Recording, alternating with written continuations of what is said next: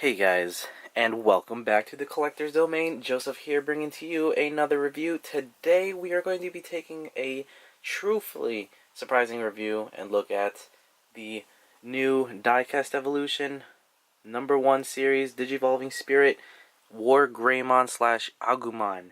Now, I did not expect to review this guy. I'm telling you right off the bat, I love this thing. I guess, maybe it has something to do with the fact that I had such low expectations for it because of what I thought it was, and when I actually got it in hand, I was gratefully surprised. Even though it has it has some of its quirks, but we'll get into that later. But I just really had to more of like a PSA announcement than anything. It's more of a PSA than an actual planned review because this thing is awesome, and it's not what I thought it was, which is I thought it was a molding slash re-release of the original Digivolving Agumon that I used to have not too long ago.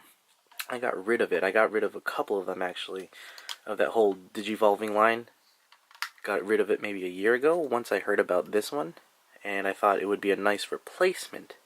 But it could actually be, I think, considered as a companion piece because this thing is different enough on its own that it stands out compared to the rest of your Digimon toys. Now, you may see some of the comparison shots that I've got for us later, but first, let's take a look at Agumon. And a little differently, I don't know, maybe this is a bad idea to start from this mode and work my way into Wargreymon mode, but I think that this would actually be more interesting and more apropos to the character if we did it from this mode. So, if you take a look, this is Agumon. He comes packaged in Wargreymon mode, in this box right here, which is awesome because it's heavy. When I first saw this box, I was like, what, die-cast? I thought this thing was plastic. And I thought, okay, maybe it's just a cheesy gimmick that they got. But no, it actually works really well into the figure. Doesn't really hinder it all that badly. So really nice artwork on the front. You got Agumon Warp Digivolving. Bandai #1. #2 is going to be Gabumon and all that.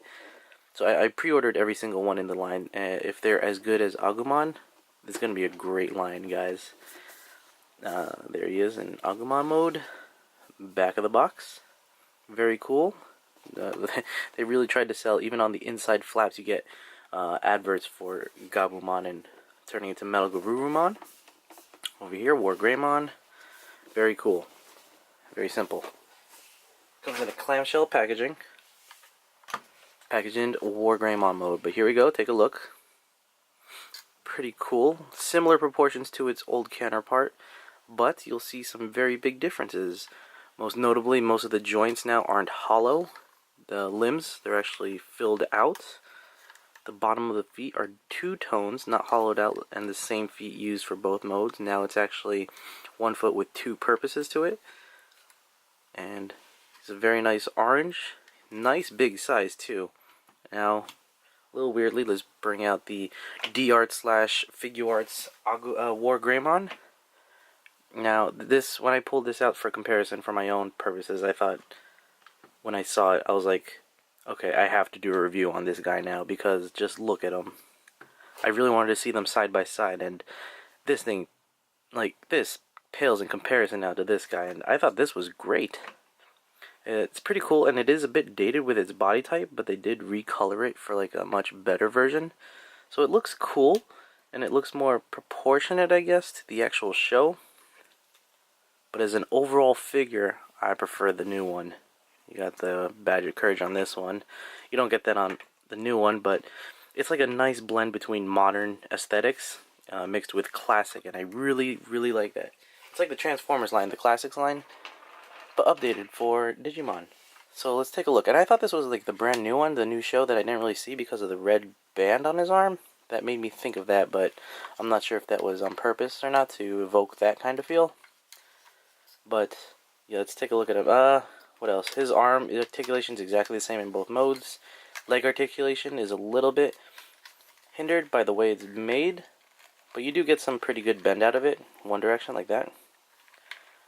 It's got a pivot, ball joint, and ball hinge up at top, and a ball joint, a metal die-cast ball joint for the heel, so it's nice and sturdy. And due to transformation, the heels move up and down all the way around 180. And the toes for transformation rotate 180. The hands, on the other hand, they ball joint up here, so it swivels, bends at the ball joint, but nails don't move. So let's see, we got 5 minutes, so I think I have 8-minute videos, so this is definitely going to be a two-parter. Let's see, the head is painted. If you can see that, the eye is really nicely painted and molded. It's like not just flat paint, it's actually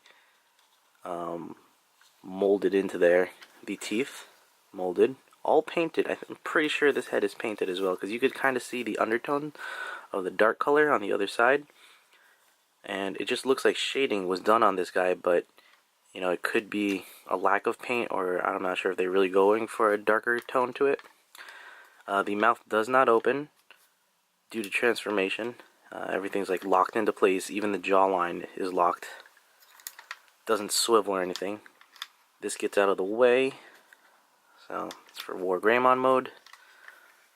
And I think that's it. There's no articulation in the butt. So it's pretty tricky getting them into this mode. There's a lot of warnings in the instruction manual for paint rubbing off.